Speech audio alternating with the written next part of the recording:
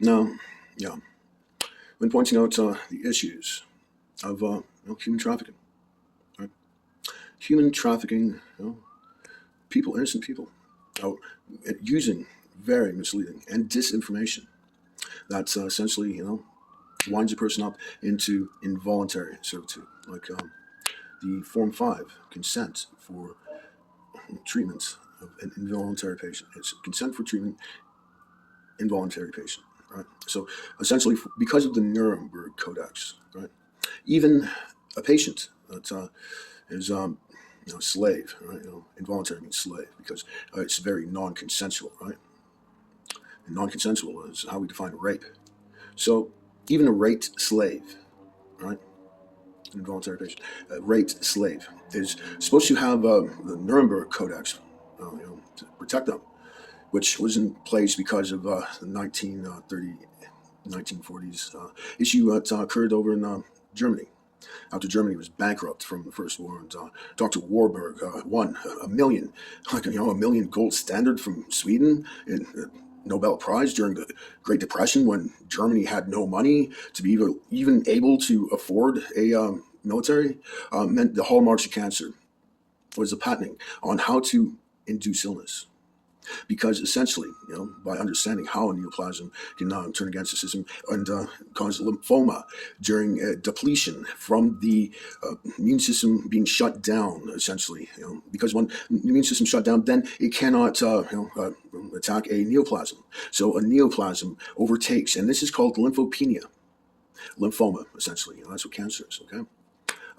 Go ahead, look this up. I'm sure you're quite educated, I hope. If not, I can provide the links that will guide you through it. And these links provided are very educational and from trusted sources. Although there is a lot of disinformation regarding our medical science, this happens to be spot on, because although these facts have been secretly hidden, they become revealed as I reveal exactly the effects of neutropenia being akin to lymphopenia, because the neutrophils and lymphocytes, they are your white blood cells, and by the stem cell, the stem cell, how it goes through different stages, that you have to pass your white blood cells before you get to your red blood cells. Okay, these are the reactions that are taking place within the cells that deliver our hormones, and when our hormones, which essentially are vitamins, okay, vitamins, that's the same word. It's like a vitamin, or that would be a metabolite of a vitamin. But just to get into facts, because B4, vitamin B4, essentially is very structural, akin to serotonin and caffeine, which are vital for psychoactive. And what psychoactive? It doesn't mean psychotic. No, a psyche is the mind, and to activate it is to essentially become aware, become awake in the mind. So psychoactives like caffeine or THC, marijuana, cannabis, they are not delirium inducing, whereas an anticholinergic, however you want to say it, they happen to prevent vitamin B uptake, meaning that our nervous system gets ripped out as our immune system gets cut off, because the hormone messengers are our immune system white blood cells before they reach stem cell stage of the erythrocytes. The erythrocytes essentially are red blood cells that once they have carbonized and all that, then they become pellets. Sometimes the medical teachings that you'll find online, they vary and whatnot, but eventually, once you get into stem cell theory, you see that indeed it's a process that they must go through. And when your immune system gets cut off, essentially that is what HIV/AIDS is. Okay. Yeah, you cut off your neutrophils and your lymphocytes, and that's your white blood cells getting cut off, meaning HIV/AIDS being induced by medication, not sexually transmitted, but induced by medication, anticholinergics. Induced by medication means that when your immune system, there's no more white blood cells, there's not going to be any more red blood cells, meaning anemia is what vitamin deficiency is essentially, it's pretty bad, okay? Like HIV that causes cancer, right? We're talking about hundreds of millions being put to death.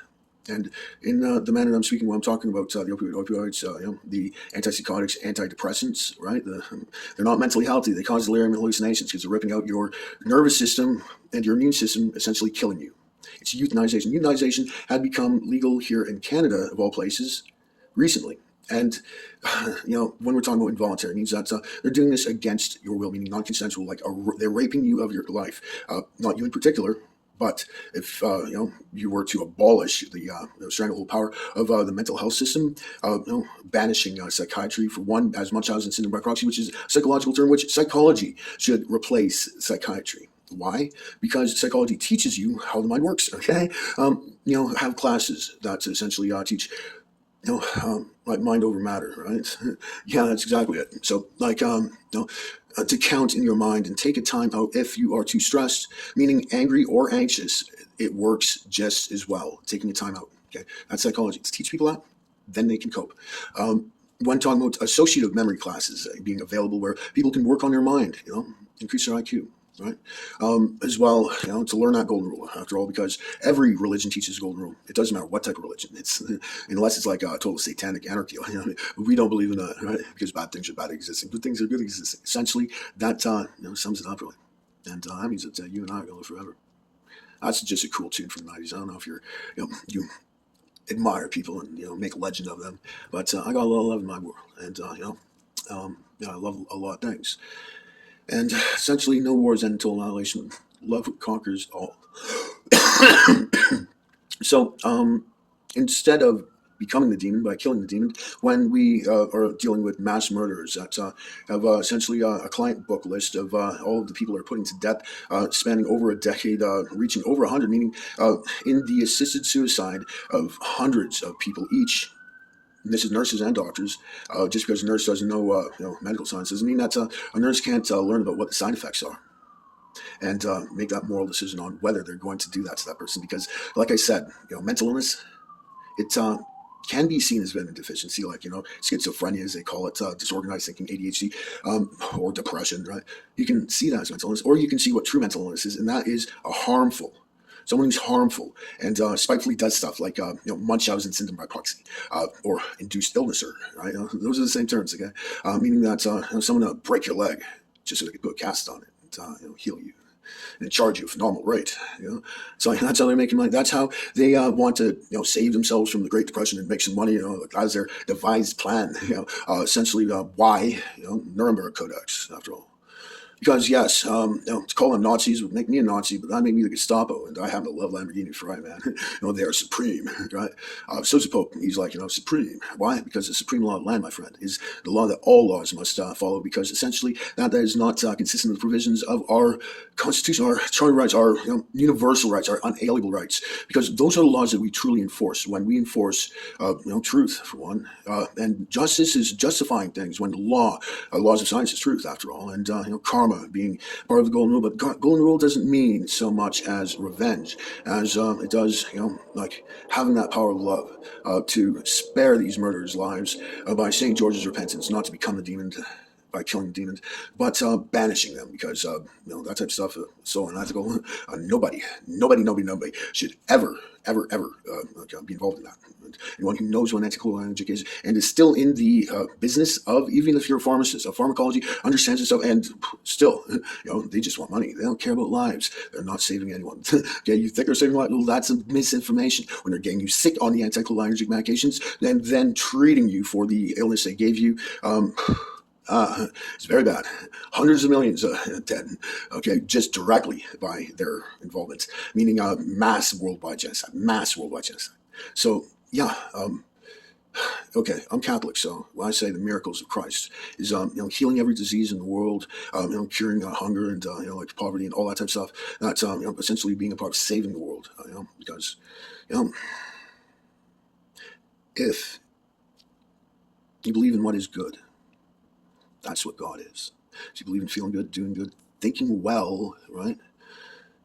Being intelligent, in other words, creative and charming. But yeah, like all these things, it's we love, and we all love about each other. Okay, because you being the prosecutor for the International Criminal Courts, that is not something to ever be corrupt. Because power of fear absolutely corrupts. You're not scared of nothing. Not am I, because we know what is good, because we are good. Not saying that we're God. These cowards might think we're God, but we're good. Okay, because there's me, there's you. So there's more O's in that word than just one, right? That says there's only one God. One thing is, everything is good. Like we love Lamborghinis, we love entertainment. Good entertainment, not hate crime, racism, right? Okay, good. Just checking, right? So you know me better, so you know me well. So you know me for what I am, who I am, what I represent, and I will tell you something that you'll never forget. And that is, we treat everyone like royalty because kindness is the only authority. Cruelty and fear we do not bow to. Because at the center of all things, we find the sacred heart of salvation. When no wars end until annihilation, when love conquers all, and love conquers death, when we take a moment to remember Easter. Because in the end, you'll be your only judge, and judge how you judge others. Because when this time had to come, that first come last and last come first, and the sower's hand is guided by the reaper, and the reaper's hand is guided by the sower, that essentially, GOR gives, lives give. A Saint Nicholas II lasts forever. Queen Elizabeth II lasts in eternity. We enter the darkness, we are light. We enter the fire of dark as night. Heaven's gate is an open heart. In the sands of time are stars above. I wrote that because I believe in that. That's what I believe in. And you can call it a motto, a poem, even you can call it a prayer. However you want to see it, it's very good in all aspects. As I am. And let's be a force of good. Okay? Let's be that force of good and bring justice, because essentially by not executing like every medical professional for human trafficking, enslavement, and genocide, like euthanizations, murders, like slave murders, like he's a slave to the murdering, like bloodletting someone, making them just fucking, pardon language, like retarded. Okay, I'm talking, they disable people so they can make money off them constantly until they die. Shorten lives. It's not that America. America doesn't have a government-funded healthcare system. Not really at all. No, you have to. If you want health insurance, you gotta pay for it. Unfortunately, if you break an arm, they charge you like 20 grand. When like honestly, basic education should teach us how to wrap a plaster of Paris cast on ourselves or on our friend or our family members, our children, our parents, our brothers, sisters. Like we should all know how to do this. We don't need some medical professional. For one thing, a big hospital is unnecessary. Like the only time that someone were to need to go into hospital, essentially throughout most of their life, would be if they need stitches or an X-ray and a cast, and they're out the same day. If you're sick with a virus, you definitely don't stay in hospital. You get everyone else sick, right? Remember that from the pandemic. So essentially, what is a big hospital need for? Are they expecting so many injuries? If they do so many injuries with these anticholinergic medications, the question is, have they produced enough of their industry by harming people? Enough that we have to banish them, not execute them, okay? Yeah, be sparing, please. Banish them to Antarctica, because that would be the only make them work in a box factory, and they can earn a minimum wage even, right? Because I think the money went to their heads, and disallow any purchases. They can't buy anything from anywhere else in the world, just in Antarctica. Their Antarctica money only works in Antarctica, and we're not going to send them, what do you call it, fruit from Brazil or anything like that. Exotic stuff is basically pleasure. It's like, sure, why it's supposed to be somewhat of a punishment. I mean, come on, right? All right, so we don't give them we don't give them nothing. Solar panels will keep the box factory working. Okay, solar panels, yeah. And essentially, they can catch fish and or eat penguin or eat themselves. I don't care. Like how they do it up north, the Inuits, the Eskimos, right? They live in that type of thing. They catch fish, they live fine. If these people were to get back to nature, okay, that will teach them about God. It will, especially when they have completely missed the point. That well, it's not that I have to send them to hell. They're already going there. It's just, like we don't want any more people hurt, okay? Like, we're not sending them to hell, like, banishing them from any country. No country wants that. No country, like, you just show up at the door, hey, you ready for some involuntary? Everything you don't want against your will. You're going to hate it because it's nothing that you want. It's non-consensual, okay? And then you die. Like, maybe you might want to die, but because, they probably do want to die. They probably want to be, killed that way. They come back or something, like if they don't learn anything, there is no point. Don't execute them, okay? Even if an individual had murdered like 1,000 people over their career, okay? Like, seriously, they had 1,000 slaves that they put to death. And still, I'm begging for your forgiveness, not to have them executed, but to banish them to work in a box factory in Antarctica, removed from all of society, not able to leave. And by the way, no printing on the boxes whatsoever. We don't want to overstimulate them, okay? And just one size of a box, because this is supposed to be punishment. There will be no box sorting games and entertainment, like medium, large, small. No, not this time, okay? And definitely no masking tape. This is mandatory, no masking tape, because they are not to build a cardboard raft or a cardboard yacht, for that matter, because they're egotistical. The cardboard yacht, right? No, they're not going to do that this time. Even if the cardboard yacht was to disintegrate, halfway there, half of them would be able to probably survive to swim to shore to like Cape Horn or something, and because they're not supposed to live happily in Argentina. How do you think Nazis got in Argentina? They're not going to join up with those Nazis in Argentina, okay? Thank you. Are we not fair? After all, the only laws truly worth enforcing on this planet are our unalienable rights.